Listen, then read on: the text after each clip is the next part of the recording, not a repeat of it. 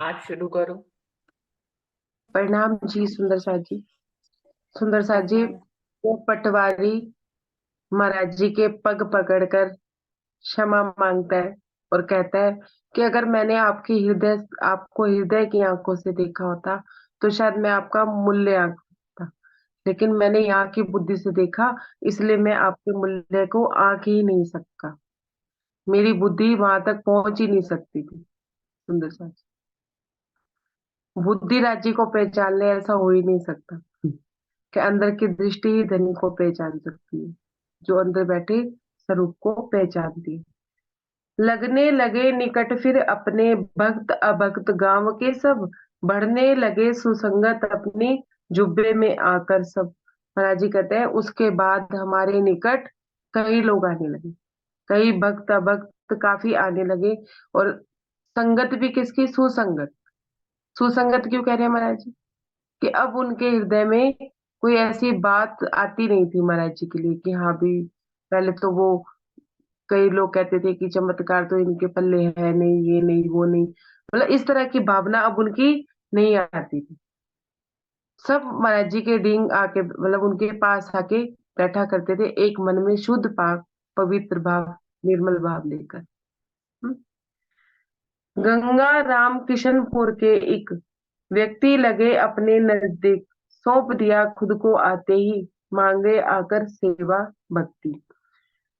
गंगाराम किशनपुर के थे एक व्यक्ति, उन्होंने आके महाराज जी को प्रणाम करी। उन्होंने महाराज जी को आते ही अपना समर्पण कर दिया। महाराज जी के पास आते ही अपना समर्पण कर दिया और क्या कहते हैं, उन्होंने उनसे सेवा मांगी, उनसे कहा कि आप मुझे कोई सेवा दे दीजिए, मैं आपकी भक्ति में रहना चाहता हूँ, आपके साथ ही रहना चाहता हूँ। ऐसा समर्पण उन्होंने कर दिया। भाव देखकर उनके अति निर्मल, सेवा भाव उन्हें सौंपा, अब मंदिर बन गया राज्य का, तब तिनको था जुब्बा। उनका भाव देखकर सुंदर साथ जी, महाराज जी ने उनका इतना निर्मल भाव पवित्र भाव देखकर उनको एक सेवा सौंपी। क्या सेवा सौंपी? जिस झोपड़ी पे महाराज जी रहा करते थे, उस झोपड़ी पे उन्होंने राज्य श्री राज्य की पधरावनी कर दी। मतलब उस झोपड़ी को उन्होंने मंदिर नुमा बना दिया, और सुबह शाम क्या होने लगी? धनी की सेवा होने लगी। और वो सेवा कौन करते थे? गंगाराम जी करते थे। ये सेवा उनको दे दी गई। और वो तिनको का जो जुब्बा था, मतलब तिनको की जो झोपड़ी थी, अब वो जुब्बा नुमा बन गया था, क्योंकि वो एक मंदिर बन गया था। क्या पधराया क्या गया था सुंदर साची? ध्यान से सुनिएगा। मुरली मुकुट बागा वाणी, केवल फोटो सतगुरु का, बहुत दिनों तक श्री सतगुरु का जुबा लीला भवन रहा। क्या? मुकुट, मुरली, बागा वस्त्र और वाणी, और फोटो किसका? स्वरूप किसका? सदगुरु। ये पधरावनी वहां पे हुई। महाराज जी कहते बहुत दिनों तक वो जुब्बा ही क्या बना रहा? मंदिर बना रहा, श्री राज जी का मंदिर बना रहा, और वहां पे सेवा होती रही।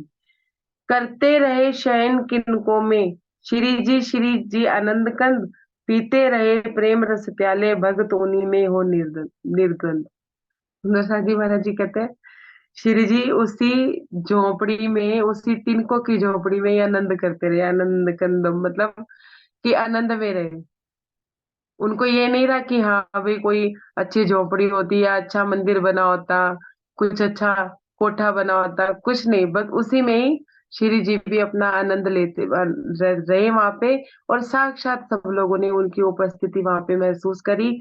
और क्या कहते हैं कि पीते रहे प्याले, रस प्याले, और ऐसा लगता था जैसे रस के प्याले उन्हें वहां पे मिल रहे हो, और सभी भक्त उसमें निर्द्वंद होके उस रस के प्यालों को पी रहे, पीते चले जा रहे थे, पीते चले जा रहे थे, कि साक्षात उनकी वहां पे विराजमानता थी। किसमें? तिनको की झोपड़ी। परम धाम को तज रज पावन, करी तिमर को जैसे आ, रंग महल बन गया पूसा सा जुबा श्री राज का। कहते हैं कि परम धाम की तज रज पावन, कि परम धाम की उस रज ने या उस रोशनी ने तिमिर का नाश किया था, अंधकार का नाश किया था। किसके किसी के दिलों में भी अब अंधकार में नहीं था। और ऐसा मतलब वो एक छोटी सी जो झोपड़ी बनाई थी ना, वो पेड़ के नीचे ही तो बनाई हुई थी। और उसके चारों तरफ मतलब ऐसा रंग महल जैसा माहौल था कि जैसे वो छोटी सी झोपड़ी जुबा सी रंग महल जैसी हमें लगती थी, और हम उसी के चारों तरफ विचरण किया करते। सब सुंदर सा, सुंदर सा जी। यहाँ कहने का मुझे लगता है महाराज जी का भाव ये है कि एक झोपड़ी में भी धनी बहुत भाव से, वो भाव के भूखे होते हैं, ना कि बड़ी बड़ी कोठियों के या बड़े बड़े कमरों के भूखे होते हैं। एक झोपड़ी में भी वो अपना वास करते हैं। इस तरह की बात महाराज जी कह रहे हैं कि वहां पे वो छोटी सी झोपड़ी भी हमारे लिए क्या बन गई थी, रंगमोहन। Page number 256। लीला श्री श्री जी की नित्य रही बदलती नित बाने, यह लीला की थी देखे केवल वही उसे जानी। महाराज जी कहते हैं कि लीला रोज, श्री जी की लीला रोज नित्य होती थी, और रोज उनका बागा वस्त्र भी बदला जाता था। यह लीला जो हृदय की आंखों से देखेगा ना, जो हृदय की आंखों से देखता था, वो वही जान सकता है जो वहां पे था और जिसने अपने हृदय की आंखों से उस लीला को देखा। नहीं तो कोई जान भी नहीं सकता था।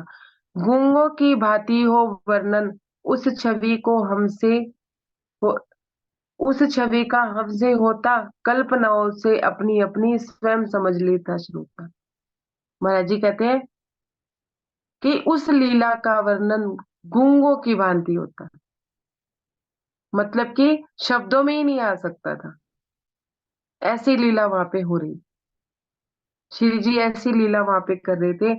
उनकी छवि को हमने हमने जिस तरह से वर्णन करना चाहा, शब्दों में होती नहीं थी, फिर भी महाराज जी जो वर्णन करते थे, जो भी बात होती थी, जो बताते थे, तो सब कल्पनाएं कर करके भी अपने हृदय में उस छवि को ले लिया करते थे। जो श्रोतागण उस छवि को, श्री जी की उस छवि को अपने हृदय में ले लिया करते, कल्पनाओं से।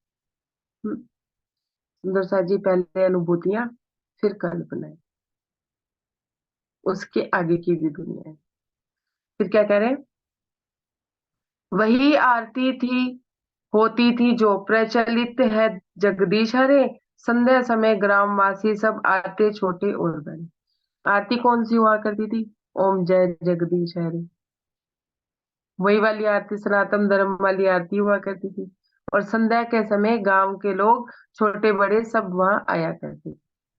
गंगा राम समझने लग गया, लगने लगा इशारों पर, नजरें लगी पहुंचने उसकी कभी कभी नजारों पर।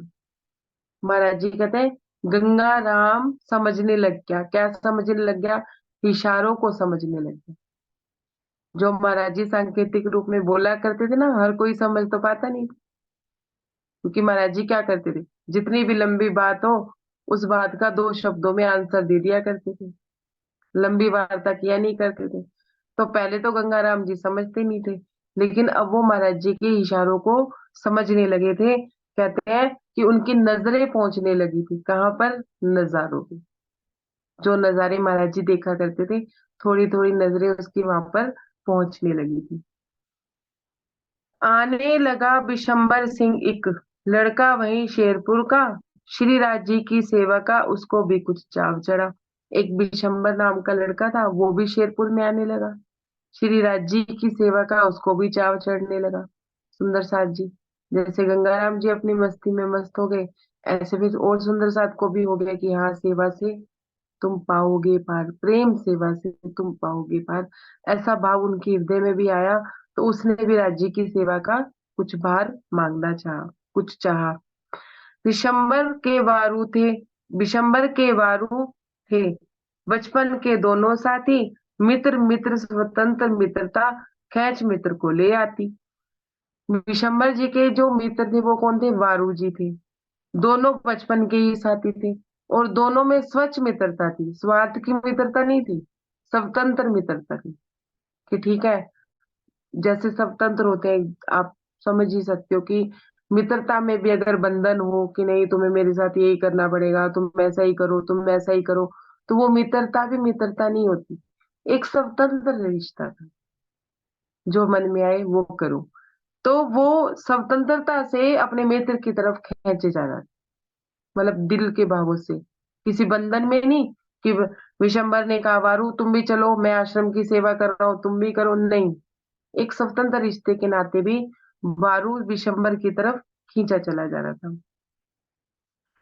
बंधने लगा प्रेम में वारू, खींचने लगा पतंगे की नाव, क्षण क्षण अलगा डोर पर आने लगा नियम से आप।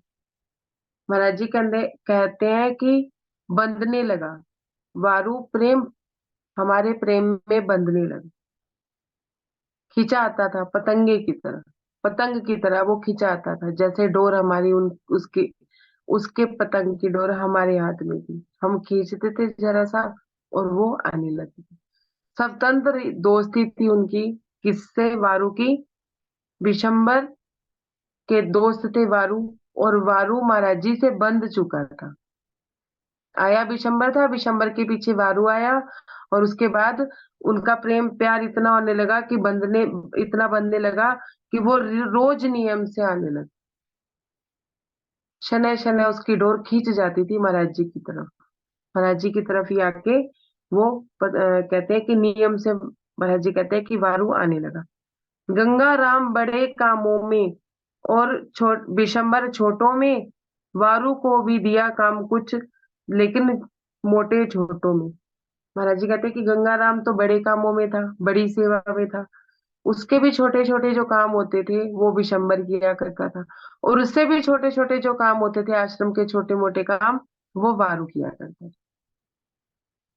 एक रोज सब साथी मिलकर लगे सोचने आपस में, एक कोठा बनवाकर पधरा दे यह सेवा उसमें।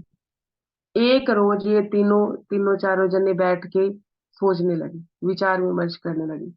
क्या विचार विमर्श करने लगे? कि क्यों ना अपने एक कोठा बनवा ले। उस समय मजदूरी भी सुंदर सा जी व्यक्ति खुद ही कर लेते थे, अपने घर के कोठे खुद ही बनाया करते थे। तो कहते हैं कि क्यों ना एक कोठा बनवा ले, और उसमें ही ना ये सेवा पधरा दे, कि अभी ये झोपड़ी में पधराई हुई है, फिर एक कोठा नुमा घर बना के, मतलब एक कोठे को क्या कहते थे, एक कमरे को कहते थे कि एक कमरा बनवा के उसमें सेवा पधरा दे। रोज कीर्तन होता उसमें, रखे जाते नित प्रस्ताव, सब तरह की चाह रखते, आश्रम ऊंचा हो हो जाए। मतलब कि रोज वहां पे कीर्तन हो, नित्य प्रातः वहां पे सेवा हो, सबकी ये चाहना थी कि ये आश्रम जो है, ये जो झुकी झोपड़ी बनाई थी जहाँ पे, वो आश्रम और बड़ा हो जाए। सुंदर सा जी जगह तो कागजों में आई गई थी, शेरपुर आश्रम वो तीर्थ स्थान के नाम पे, अब कोई बात तो थी नहीं। सुंदर सा जी महाराज जी ने जगह खरीदी थी, खरीदी थी महाराज जी ने। सुंदर साथ से कोई धन लिया था, किसी सुंदर साथ को फोर्स किया था? वो जहां बैठ गई वहां आश्रम बन गया था। ये होते हैं सुंदर साथ जी, जो स्वयं जागृत आत्मा, कि जहां बैठ जाते हैं वहीं आश्रम हो जाता है, जहां सदगुरु की गादी लग जाती है वही तीर्थ स्थान बन जाता है, जहां उनका आसन लग जाता है वो एक पावन स्थल बन जाता है। बनाना नहीं पड़ता, अपने आप ही बन जाता है। सेवा का भाव कुदरती होता है, ना मांग के सेवा होती है, और जो मांग के दी हुई सेवा होती है ना, वो लगती भी नहीं।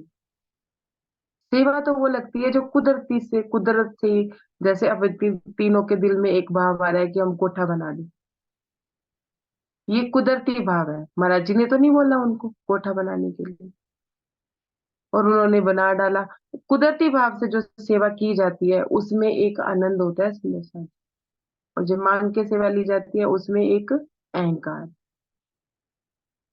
सेवा करने वाले को कहीं ना कहीं अहंकार भाव आ जाता है कि मैंने इतनी बड़ी सेवा की है, और जिसके प्रति सेवा करी है उसके प्रति उसका व्यवहार भी बदल जाता है कि हाँ थोड़ा बहुत तो मान सम्मान ही हमें दे, कि हमने 10,000 की सेवा करी है तो माइक पे बोले तो सही कि हमने 10,000 की सेवा करी। और जो कुदरती भाव से सेवा की जाती है ना, उसमें कोई मान सम्मान की इच्छा ही नहीं रहती, उसमें एक ही इच्छा रहती है, सिर्फ धन की इच्छा।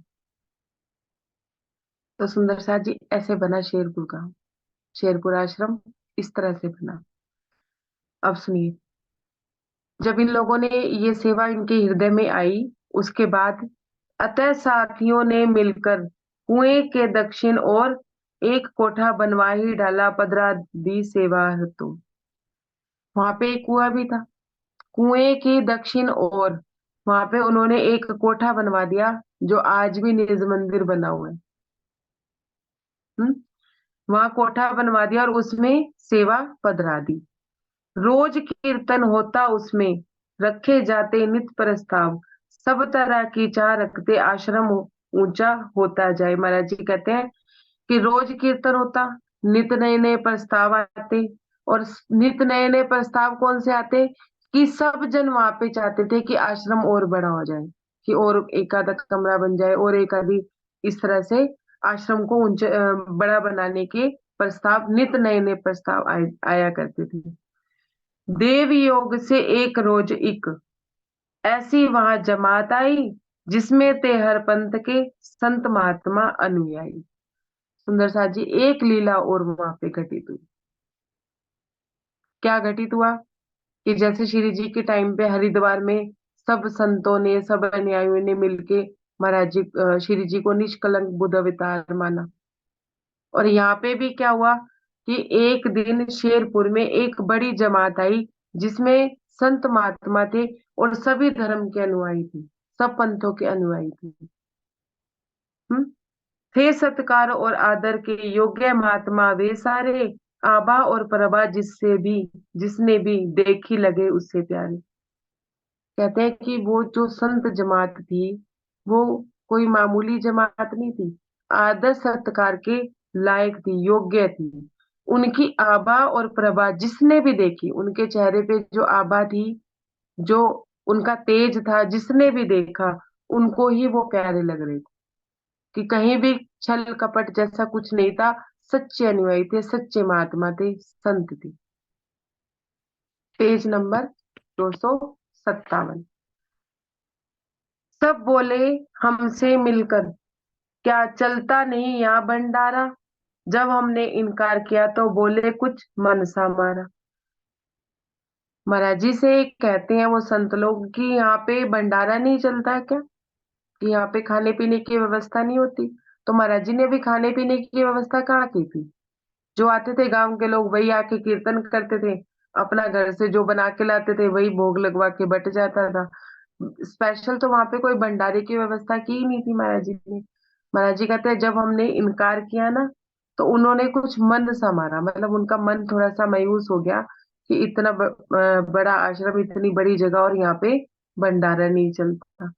महाराज जी यदि आप आज्ञा दे तो हम चालू कर दें, लंगर लगे तुम्हारा जारी, केवल आप नजर रखें। सुंदर सा जी, ध्यान से सुनिएगा। क्या कहते हैं वो साधु महात्मा, कि अगर आप आज्ञा दें महाराज जी की, तो हम यहाँ पे लंगर भंडारा शुरू कर दें। हम्म? आपने कुछ भी नहीं करना है, कुछ भी नहीं करना है, सिर्फ आपने नजर रखनी है। सब कुछ अपने आप होता चला जाएगा। जैसे देखिए, सब पंथों के साधु महात्मा थे, सब अ, धर्मों के थे। तो देखिए ना, पूरी अपनी सृष्टि के जो साधु संत, और उन्हीं में कौन होंगे? सारे देवी देवता। देवी देवता भी तो तन रूप में ही आएंगे ना। आके उन्होंने आके वहां क्या किया? भंडारा शुरू करवाया। और महाराज जी को क्या बोला? हम करेंगे, आपने तो सिर्फ नजर रखनी है। महाराज जी ने भंडारे के लिए भी तो किसी से कुछ नहीं मांगा कि नहीं भाई, गांव के लोगों तुम धन दो और यहाँ पे भंडारा शुरू होगा, नहीं। उन महात्माओं ने आके, सभी पंथों के महात्माओं ने आके वहां पे लंगर शुरू करवाया। तो महाराज जी क्या, महाराज जी से उन्होंने आज्ञा मांगी। हमने कहा आप समर्थ हैं, इच्छा यदि है यही है तो भला काम है, आज्ञा किसकी, फौरन आप शुरू कर दो। सुंदर सा जी, महाराज जी यहाँ पे भी क्या कह रहे हैं?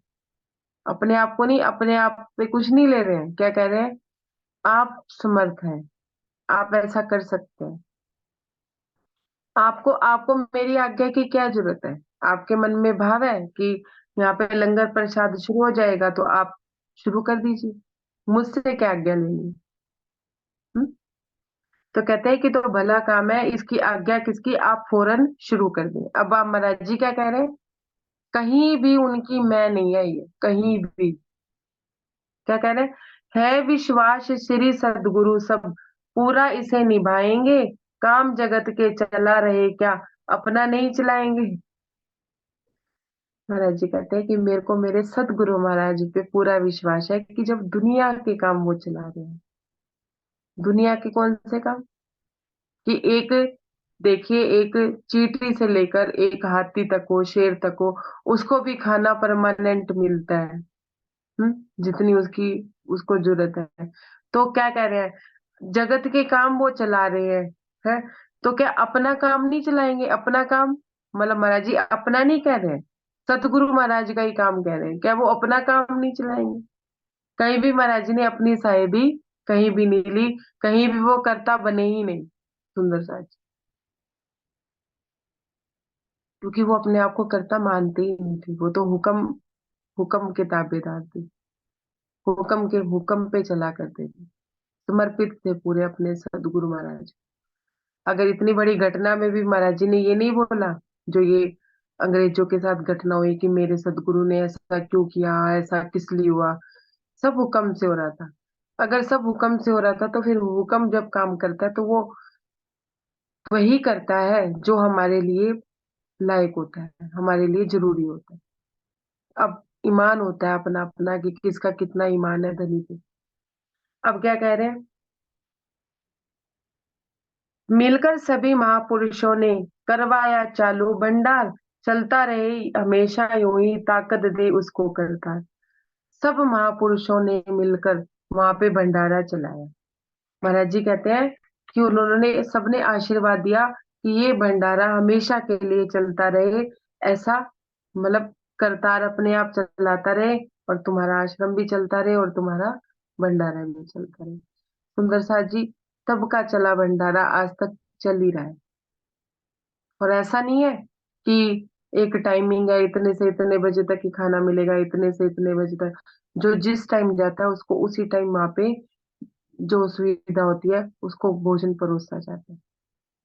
इस तरह से बड़े प्रफुल्लित हो करके सबने जीमा वह प्रसाद, नियम पूर्वक उसी तरह से क्षेत्र चला फिर इसके बाद। पहली जो बार जो भंडारा हुआ उसको भी महाराज जी कहते हैं कि सब सुंदर साथ ने बड़े प्रेम भाव से अरोगा, जैसे सब देवी देवताओं ने भी आके वहां अरोगा हो, इस तरह का भाव महाराज जी कहते वहां पे था। और सबको ही बहुत प्रफुल्लित, उनका मन इतना खुश था सबका इस भंडारे को जीम के। और उसके बाद ये नियम पूर्वक ये क्षेत्र चलता ही रहा, नियम पूर्वक ये भंडारा चलता ही रहा। सुंदर सा जी, भंडारे से मतलब क्या होता है, खाने पीने की व्यवस्था की बात ना लीजिए, सब देवी देवताओं का वहां पे वास भी हुआ, सब देवी देवताओं की वहां पे देखिए सूक्ष्म रूप से उनका आना हुआ और भंडारा चला। जो जिस भाव से शेरपुर आश्रम जाता है, या जो जिस भाव से अपने, मान लीजिए कि जो दूसरे धर्मों को भी मानता है, लेकिन भंडारे के टाइम पे तो वो सभी जाते हैं ना, आसपास के गांव के लोग, भले वो शिव जी को माने, हनुमान को माने, किसको भी माने, जाते हैं। और जो लोग वहां जाके जो भी मांग करते हैं, जो भी इच्छा करते हैं, वो उनकी पूरी हो जाती है आज भी। जो जैसा चाहता है उसको वैसा मिल जाता है। सुंदर साथ जी, ये साक्षात की बात है कि शेरपुर आश्रम में वो भूमि ही इतनी पवित्र है, इतनी पाक पवित्र है कि वहां बैठ के इत्तेफाक से भी कोई बात सोच लो ना तो वो बात पूरी हो जाती है। ये मेरे अनुभव की भी बात है सुंदर सा जी, बाकी आप सब लोग भी गए होंगे तो आपने अनुभव भी किया होगा कि जैसी जिसकी भावना वैसा वैसा काम उसको मिलता है वहां। भंडारे का जब बातूनी भेद था वो ये था कि भंडारा वहां चलता ही रहता था, और जो वहां से चाहता था उसको वहीं से वो वस्तु मिलती थी। और वो चमत्कार मांगे या कोई भौतिक चीज मांगे, ये तो उसकी भावना पे निर्भर है कि वो राज्य से राज्य को मांगे या फिर भौतिकताएं लेके वापिस आ जाए। वो इतनी पाक पवित्र भूमि, इतनी पाक पवित्र क्षेत्र वहां बन गया था।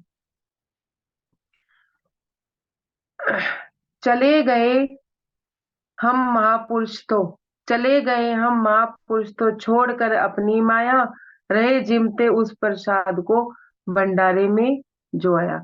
महाराज जी कहते हैं महापुरुष तो अपनी माया छोड़कर चले गए। सुंदर साथ जी, यहाँ महाराज जी अपने लिए भी कह रहे हैं। क्या कह रहे हैं? चले गए हम महात्मा पुरुष तो, कि हम महापुरुष तो छोड़ गए अपनी माया, मतलब अपना माया का तन भी वहां पे छोड़ गए, लेकिन जीमते रहे, रहे जीमते उस प्रसाद को भंडारे में जुआया। ये बात तो नहीं देता है इसका, कि महाराज जी कहते हैं हम तो अपना तन माया का भी वहीं छोड़ आए, और हम वहां से चले, ऐसे नहीं चले गए कि हाँ भाई परमानेंट चले गए। सूक्ष्म रूप से तो महाराज जी आज भी हमारे बीच में है, लेकिन उस जगह पे भंडारे में जो भी आया, जिसने जो भी मांगा उसको वो मिला। खाने पीने की वस्तु तो एक जहरी भरी बात है, कि हृदय से भी जिसने जो मांगा उसको वहां पे मिला। क्या वो भंडारा हमेशा ही चलता रहा और आज तक चल ही रहा है। वहीं कभी वहां चलता था कुआं, बैल चलाते थे चरसा, पेड़ उसी से खुदी पड़ी थी, शुरू हुआ भरना गड्ढा। महाराज जी कहते हैं वहां पे कुआं चलाते थे ना, जैसे अब तो वो लग जाते हैं आजकल पंप वगैरह। उस समय पे पानी निकालने के लिए बैलों को जैसे चलाया जाता था, वो चलते थे, वैसे वैसे कुएं से पानी निकलता था। इस तरह की कोई व्यवस्था होगी तो जगह क्या थी, उबड़ खाबड़ थी सारी की सारी। आश्रम की जो जगह थी ऊंची नीची, समतल नहीं थी, ऊंची नीची थी, क्योंकि एक जंगल नुमा था पहले वो। फिर उस जो आश्रम की जो जगह थी, शेरपुर आश्रम की जगह को कीर्तन वगैरह हो जाता था, उसके बाद जो कीर्तन में लोग आते थे वो सारे मिट्टी भर भर के उस जगह को थोड़ा थोड़ा करके समतल कर दिया करते थे, समतल जगह बना लिया करते थे। फिर वहां पे भजन कीर्तन किया करते थे। इस तरह से पूरे आश्रम को ही उन्होंने धीरे धीरे करके समतल कर दिया था। बनी तलैया खुद जिधर से, पेड़ उधर भर देते थे, चलता रहा बहुत दिनों यो, कोठा छाप दिया एक और। सॉरी,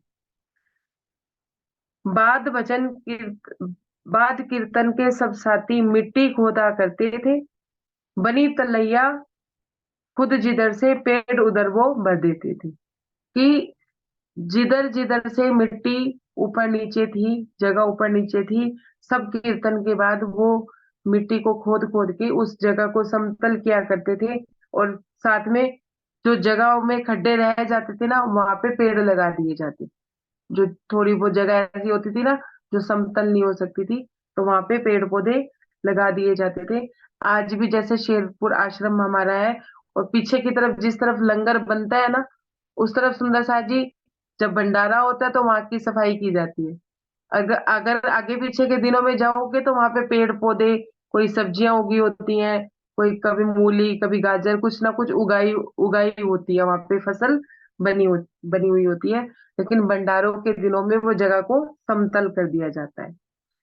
चलता रहा बहुत दिनों यो, कोठा छाप दिया एक और, जो बढ़ता गया सातनिज, बढ़ती गई वहां पर ठोर। सुंदर शाह जी महाराज जी कहते हैं कि बहुत दिनों में इन्होंने एक कोठा वहां पे तैयार कर दिया। जो जो वहां पे तादाद बढ़ती गई, वैसे वैसे धीरे धीरे करके वहां पे कमरे भी सुंदर साथ अपने आप ही बनाते रहे। अपने आप ही धीरे धीरे सब कुछ सब कुछ अपने आप ही होता चला गया। महाराज जी कहते हैं हमें कुछ ही नहीं करना पड़ा, सब अपने आप ही सुंदर साथ अपने भाव से, जिसका भाव होता अपना कमरा डाल लेता, किसका भाव होता अपना कमरा डाल लेते, ऐसे मिलजुल के सब उस आश्रम की सेवा करने लगे। इस प्रकार की दी सुविधाएं लोगों ने हमको हर वक्त, सेवा भाव सेवा भाव बहुत कम में था, ज्यादा थर थे लोग अब। सुंदर सा जी महाराज जी कह रहे हैं, महाराज जी यूं नहीं कह रहे कि मेरी सेवा, मैंने इन लोगों की सेवा करी या मैंने इन लोगों को बनाया। महाराज जी क्या कहते हैं, इन लोगों ने मेरी सेवा की। सब क्या कहते हैं, इस प्रकार दी सुविधाएं लोगों ने हमको हर वक्त, कि लोगों ने जो वहां पे सुंदर सा थे उन्होंने हमें सेवाएं दी। कभी कोई कमरा बनाया हमारा, फिर एक छोटी सी कोठी बनाई। इस तरह से पहले झोपड़ी बनाई, फिर मंदिर की स्थापना करी, फिर कोठा बनाया, फिर आश्रम बनाया। ऐसे ऐसे सुविधाएं बढ़ती गई और इन लोगों ने हमारी सेवा करी। पर महाराज जी कहते हैं कि क्या करते, सेवा भाव बहुत कम लोगों में था। ज्यादातर कौन थे? अभक्त थे, भक्त नहीं थे, ताका झाकी ही करने आते थे। कभी कभी कलयुग भक्तों में भी घुस जाता है आकर, बुद्धि भ्रष्ट कर देता है अपने चक्कर में लाकर। महाराज जी कहते हैं कभी कभी ना कलयुग भी भक्तों में आकर बैठ जाता है और उनकी बुद्धि को भ्रष्ट कर देता है। हृदय में कलयुग आ जाता है, बुद्धि भ्रष्ट कर देता है और अपने ही वो माया के चक्रों में ही पड़े रहते हैं, कभी भी परमात्मा को, राज्य को जान ही नहीं पाते। जान के भी अनजान हो जाते हैं क्योंकि कलयुग उनके हृदय में बैठ जाता है। गंगा राम समझ का भी था और भाव भी थे सच्चे, दिन चर्चा और नियम वियम सब आंख देखे थे अच्छे। सुंदर सा जी अब महाराज जी अगली बात बता रहे हैं। मैं सब मैं लिखा हूँ। 7-17 थोड़ा सा पढ़ लेते हैं। कहते हैं कि गंगा राम जी बहुत मतलब भावी थे, खुद ही आए थे महाराज जी के पास, उन्होंने समर्पण भी किया था और उन्होंने खुद ही ने ही सेवा मांगी थी। और महाराज जी ने निज मंदिर की पधरावनी करके वो सेवा उनके हाथों में सौंप दी थी। अब महाराज जी कहते हैं कि नियम नियम भी बहुत अच्छे से करते थे, भाव भी बहुत अच्छा था। मेरी आंखों देखा भाव था कि हर तरह से ही वो राज्य की सेवा बहुत अच्छे से किया करते थे। लेकिन एक दिन घटना क्या हुई, पेज नंबर 258। कार्य महाप्रभु की सेवा का था उन दिनों उसी उन्हीं के हाथ, और किया करते थे सेवा इच्छित होकर दिन रात। महाराज जी कहते हैं कि श्री जी की सेवा, निज मंदिर की सेवा का भार उन दिनों उनके हाथ में था, सेवा उनके हाथ में थी और वो दिन रात सेवा किया करते थे एक चित्त होके। मतलब कि उनके मन में कोई संशय नहीं, कुछ नहीं, एक चित्त होके वो धनी की सेवा किया करते थे। सुंदर साथ जी, महाराज जी ने बोला ना कि भक्त के हृदय में भी कभी कभी कलयुग आ जाता है।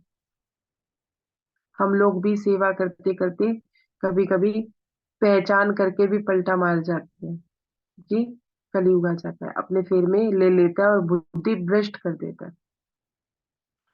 किंतु फिसलते देर नहीं लगती, कर्म कांड उस दिन बिगड़ा, थाल आगे मंदिर में से एकदम बाहर आन पड़ा। महाराज जी कहते हैं लेकिन फिसलते हुए देर नहीं लगती, क्योंकि ये ब्रह्मांड ही फिसलन का है। बहुत अच्छे से हम धनी में लगे हैं, सब कुछ कर रहे हैं, लेकिन माया कब हृदय में आके घर कर जाए, माया कब आके हमें अंधकार में ले जाए, हमें पता ही नहीं चलता। कहते हैं कि कर्म कांड उस दिन बदला। कर्म कांड क्यों कह रहे हैं? क्योंकि वो नित्य प्रति अष्ट पैर की सेवा पूजा गंगा राम जी किया करते थे और अपने काम को बहुत प्रेम भाव से किया करते थे। लेकिन जब वो प्रेम भाव से कर रहे थे तो वो प्रेम सेवा थी, लेकिन अब वो सिर्फ एक दिखावे के तौर पे करे थे कि हाँ भी सेवा थोपी गई है, करनी है, इस तरह से करेंगे तो वो क्या कहलाती है? कर्म कांड। सुंदर सा जी, यहाँ इसका बातूनी भेद मैं समझा देती हूँ। वो ये है कि अगर हम धनी की सेवा कर रहे हैं, वो सेवा पूजा कर रहे हैं या कीर्तन में है या हम पाठ पढ़ रहे हैं या हम चितवन कर रहे हैं, कुछ भी अगर हम कर रहे हैं, अगर उसमें हमें धनी का प्रेम नहीं आ रहा और अगर उसमें हमें रस नहीं आ रहा, तो सिर्फ वो एक कर्म कांड ही है कि हम खाना पूर्ति कर रहे हैं। और धनी ऐसा कहते हैं कि भाई खाना पूर्ति करने की बजाय तो ना करो तो ज्यादा बेहतर है। एक नियम समझ के और सिर्फ खाना पूर्ति करनी है तो फिर उसमें कोई भाव नहीं है। कहने का भाव ये है कि कोई भी चीज जो हम धनी के लिए कर रहे हैं या धनी की सेवा कर रहे हैं, धनी के लिए तो क्या कर रहे हैं सुंदर सा जी, हम अपने लिए ही करते हैं। पर उसमें चाहना भी देखिए किसकी होती है, माया की होती है या धनी की चाहत होती है। महाराज जी कहते हैं अगर खाना पूर्ति करता है कोई तो वो कर्मकांड ही कहलाता है, फिर वो सेवा नहीं कहलाती। उसे सेवा का नाम देके कर्म कांड का।